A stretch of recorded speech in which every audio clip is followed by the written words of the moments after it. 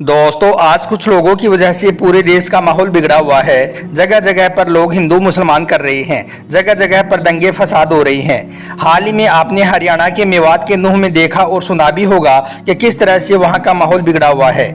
ऐसे बिगड़े हुए माहौल में हम आपको दो ऐसे वाक़ये बताते हैं जिनको सुनकर आप समझ जाओगे कि ना हिंदू बुरा है और ना ही मुसलमान बुरा है, सिर्फ कुछ लोग बुरे हैं जो अपने फायदे के लिए ऐसा कराते हैं। यह दोनों वाक़ये यकीनन आपके दिलों से नफरत को मिटा देगा।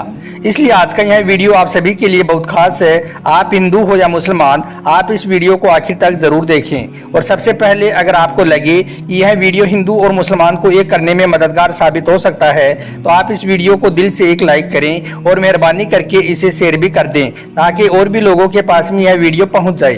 तो चलिए दोस्तों शुरू करते हैं। दोस्तों पहला वाकया है इलाहाबाद की रहने वाली एक लड़की रूबीना का। रूबीना लखनऊ में रहकर अपनी पढ़ाई पूरी कर रही थी। रूबीना उस दिन अपने घर इलाहाबाद जाने वाली थी, मगर उसी दिन उसके किसी फ्रेंड के घर पर कोई पार्टी थी, इसलिए उसने सोचा कि पहले मैं अपनी फ्रेंड के घर पार्टी अटेंड कर लेती हूँ, उसके बाद शाम को अपने घर चली जाऊंगी। बस यही सोचकर उसने अपना रिजर्वेशन भी करवा लिया था।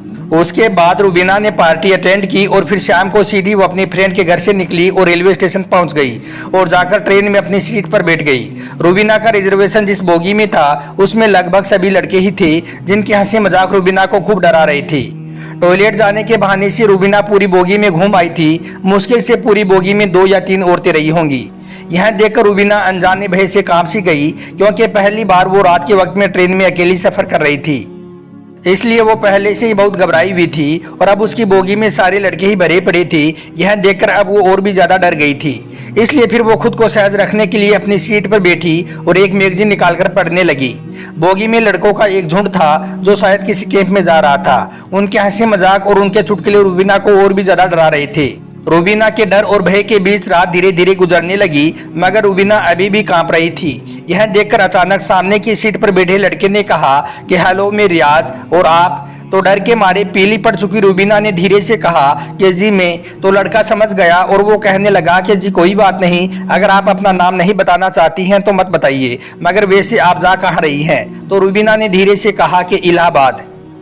इतना सुनते ही लड़के ने कहा कि क्या इलाहाबाद? अरे वाह, वो तो मेरी नानी का घर है, इस रिश्ते से तो आप मेरी बहन लगी। खुश होते हुए रियाज ने कहा। फिर इलाहाबाद की अनगिनत बातें वो बताता रहा कि उसके नाना जी काफी नामी इंसान हैं, उसके दोनों मामा सेना में ऊंचे पद पर हैं। इस तरह से वो नई पुरानी बातें करने लगा। रूबीना भी धीरे धीरे नॉर्मल होकर रियाज की बातों में रुचि लेने लगी। रूबीना रात भर रियाज जैसे भाई के साये में सोती रही। सुबह रूबीना ने कहा कि लीजिए आप मेरा पता रख लीजिए, कभी नानी के घर आना हुआ तो आप हमारे घर भी आइएगा। तो यह सुनकर लड़के ने कहा कि कौन सा नानी का घर?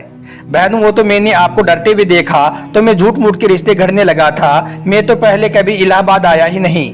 यह सुनकर रूबीना चौंक उठी। तो लड़के ने कहा कि बहन ऐसा नहीं है कि सभी लड़के बुरे ही होते हैं, कि किसी अकेली लड़की को देखा नहीं कि उसके ऊपर गिद्ध की तरह टूट पड़े, हम में ही बाप और भाई होते हैं। इतना कहकर प्यार से रूबीना के सर पर हाथ रखकर मुस्कुराने लगा। रूबीना रियाज को देखती रही जैसे कि उसका कोई अपना सगा भाई विदा ले रहा हो। रूबीना की आंखों में आंसू आ गए थे। तभी जाते जाते रियाज ने रूबीना से कहा कि हाँ बहन, मेरा नाम रियाज नहीं है, मेरा नाम राजेश है। यह सुनकर रूबीना और भी ज्यादा हैरान हो उठी। दोस्तों ये तो हुई एक हिंदू लड़के की बात। अब आपको एक मुस्लिम लड़के का भी वाक्य बताते हैं जिसको सुनकर भी आपका दिल खुश हो जाएगा और आपके दिल से नफरत खत्म हो जाएगी। दोस्तों अब हम आपको जो वाकया बताने वाले हैं, यह वाकया गुजरात दंगे का बताया जा रहा है। कहा जाता है कि 27 फरवरी 2002 को दिन में एक ट्रेन में आग लगने की वजह से हिंदू मुसलमानों के बीच में लड़ाई शुरू हो गई थी, जो रात तक बढ़ते बढ़ते बहुत ज्यादा बढ़ गई थी। फिर रात के वक्त में लोग टोलियों की शक्ल में सड़कों पर घूमने लगे और बेकसूर लोगों पर हमला करने लगे। इसी रात गुजरात के अहमदाबाद शहर में एक हिंदू लड़की अपने घर जा रही थी। इसी बीच उसने देखा कि सामने से सैकड़ों की तादाद में लोग अपने हाथों में तलवार लिए और शोर शराबा करते हुए आ रहे हैं। यह देखकर वह हिंदू लड़की बहुत घबरा गई और इधर उधर भागने लगी। वह बहुत से घरों के दरवाजों पर गई, मगर ऐसे हालात में किसी ने भी अपने घर का दरवाजा नहीं खोला। ऐसे में वो लड़की बहुत ज्यादा डर गई थी। फिर वो भागते भागते हड़बड़ाहट में एक मस्जिद में दाखिल हो गई, यानी कि फिर वो धोखे से एक मस्जिद में घुस गई और एक कोने में छुपकर खड़ी हो गई। मस्जिद में दाखिल होने के बाद में उस हिंदू लड़की ने देखा कि मस्जिद के दूसरे कोने में एक जवान मौलवी बैठा हुआ कुरान पाक की तिलावत कर रहा है, यानी कि एक चिराग की रोशनी में एक मौलाना कुरान पढ़ रहा है। मौलवी को देखकर फिर वो हिंदू लड़की उनके पास गई और उनको बाहर का सारा माजरा बता दिया, यानी कि उस मौलवी को सब कुछ बता दिया कि वो ऐसे ऐसे अपने घर को जा रही थी, मगर उसके सामने दंगाई आ गई, इसलिए वो डर के मारी यहाँ पर आकर छुप गई है।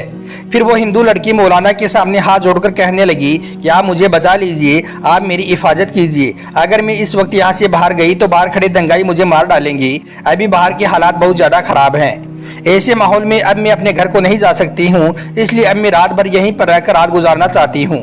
फिर वो हिंदू लड़की हाथ जोड़कर मौलवी से कहने लगी कि मैं आपके सामने हाथ जोड़ती हूँ, आप मुझे रात भर यहाँ पर ठहरने की इजाज़त दें। लड़की की इन बातों को सुनने के बाद मौलवी साहब उठे और मस्जिद के दरवाजे पर गए और बाहर के हालात को देखने लगे। मौलवी साहब ने देखा कि बाहर के हालात वाकई में बहुत ज़्यादा खराब थे। सैकड़ों की तादाद में लोग हाथों में लठ लिए इधर उधर घूम रहे हैं और बहुत से लोग हाथों में तलवारें लिए मस्जिद के बाहर खड़े हुए हैं। यह देखकर मौलवी साहब भी बहुत डर गए। उन्होंने मस्जिद का दरवाज़ा बंद किया और अंदर आकर उस लड़की को मस्जिद में ठहरने की इजाज़त दे दी। अब वो हिंदू लड़की मस्जिद के एक कोने में आकर बैठ गई। वहीं मस्जिद के दूसरे कोने में मौलाना साहब फिर से कुरान पढ़ने में मसरूफ हो गई, यानी कि कुरान पाक को पढ़ना शुरू कर दिया। उस मौलाना के सामने एक चिराग रखा हुआ था जो जल रहा था। अब इधर वो हिंदू लड़की मस्जिद के दूसरे कोने में बैठी मौलाना साहब को देख रही थी। तभी उस लड़की ने देखा कि मौलाना साहब ने कुरान पढ़ने के दौरान अपनी एक अंगुली को उस चिराग में डाल दिया और अपनी अंगुली को जलाने लगी। फिर थोड़ी देर के बाद मौलाना ने वापस अपनी अंगुली को चिराग से बाहर निकाला और फिर से वो कुरान पाक पढ़ने लगी। थोड़ी देर के बाद में लड़की ने फिर देखा कि वो मौलाना फिर से वही काम करने लग गई हैं, यानी कि उन्होंने फिर से अपनी अंगुली को चिराग में डाल दिया है और थोड़ी देर जलने के बाद में उन्होंने वापस अपनी अंगुली को बाहर निकाल लिया है।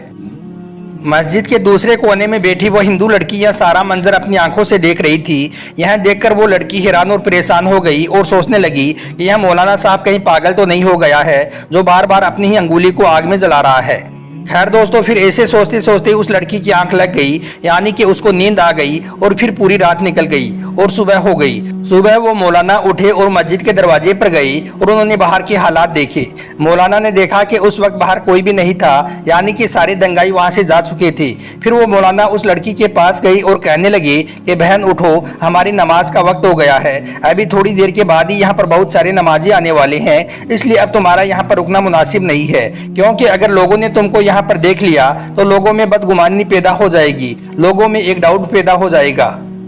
इसलिए अब तुम जल्दी करके यहाँ से चली जाओ। और मैंने बाहर जाकर भी देख लिया है, अभी बाहर के हालात भी नॉर्मल हैं, बाहर का रास्ता भी साफ हो चुका है। अब आप आसानी से अपने घर को जा सकती हो। आओ, अब मैं तुमको बाहर तक छोड़ देता हूँ। यह सुनकर उस हिंदू लड़की ने कहा कि अगर बाहर का रास्ता साफ हो चुका है तब मुझे जाने में कोई हर्ज नहीं है, मगर मैं जाने से पहले आपसे एक बात पूछना चाहती हूँ। मैं आपसे एक सवाल करना चाहती हूँ, पहले आप उसका जवाब दें। यह सुनकर मौलाना साहब कहने लगे कि पूछिए बहन, क्या पूछना चाहती हैं आप? तो वो हिंदू औरत कहने लगी कि मौलाना साहब, आप ये बताएं कि आप रात भर अपनी अंगुली को चिराग में जलाने की क्यों कोशिश कर रहे थे? यह सुनकर मौलाना साहब कहने लगे, बहन इसके बारे में आप ना ही पूछो तो अच्छा है, क्योंकि यह मेरा जाती मामला है, इसलिए मैं इसके बारे में आपको नहीं बता सकता हूँ। तो यह सुनकर वो हिंदू लड़की कहने लगी कि जब तक आप मुझे इसके बारे में नहीं बताएंगे तब तक मैं यहाँ से वापस नहीं जाऊंगी। इसलिए फिर मौलाना साहब को इसके बारे में मजबूरन बताना पड़ा। फिर वो मौलवी साहब कहने लगे, देखो बहन, बात दरअसल ये है कि जब तुम रात के वक्त में यहाँ पर आई थी तो तुम्हारी खूबसूरती को देखकर शैतान ने मुझको बहकाना शुरू कर दिया था। इसलिए फिर मेरे दिल में नफसानी ख्वाहिशात उभरने लगी थी, यानी कि तुमको देखकर मेरे दिमाग में गलत गलत और गंदे ख्याल आने लगे थे और वो मुझको बेचैन करने लगे थे। इसलिए फौरन मेरे दिल ने मुझसे कहा कि अगर तुम बुरा काम करोगे, अगर तुम गलत काम करोगे तो कल कयामत के दिन तुझे जहन्नुम की आग में जलना पड़ेगा, जो इस दुनिया की आग से 70 गुना ज्यादा भयंकर होगी। इसलिए पहले तुम इस दुनिया की आग को मजा चख लो। बस यही सोचकर फिर मैंने अपने दिल की बात को मानते हुए अपने जिस्म को आग के हवाले कर दिया और अपने जिस्म को आग का मजा चखाने लगा और अपनी नफ्स से कहने लगा कि अगर तुझमें आग की तपिश की बर्दाश्त करने की ताकत है तो फिर तुम्हारी मर्जी है, तुम जो चाहो वो कर लो। अगर तुम इसको बर्दाश्त कर सकती हो तो फिर तुम यह गुनाह कर लो। इसी वजह से रात में जब जब भी मेरे दिमाग में गलत और गंदे ख्याल आए तब तब मैंने अपनी नफ्स को आग के हवाले कर दिया और नफ्स को आग का मजा चखाने लगा। आग की तपिश देखकर मेरी नफ्स गलत काम करने से रुक गई। ऐसे करते करते ही मेरी पूरी रात गुजर गई। तो दोस्तों देखा आपने, ना हिंदू बुरा है और ना ही मुसलमान बुरा है। बुरे कुछ लोग हैं जो अपने फायदों के लिए हिंदू मुसलमान को लड़वाने का काम करते हैं। इसलिए आप ऐसे लोगों की बातों में कभी ना आएं और आपस में सब मिलजुल कर रहें। इसी में हम सब का फायदा है, हमारे देश का फायदा है। उम्मीद करता हूं कि आज का यह वीडियो आपको अच्छा लगा होगा।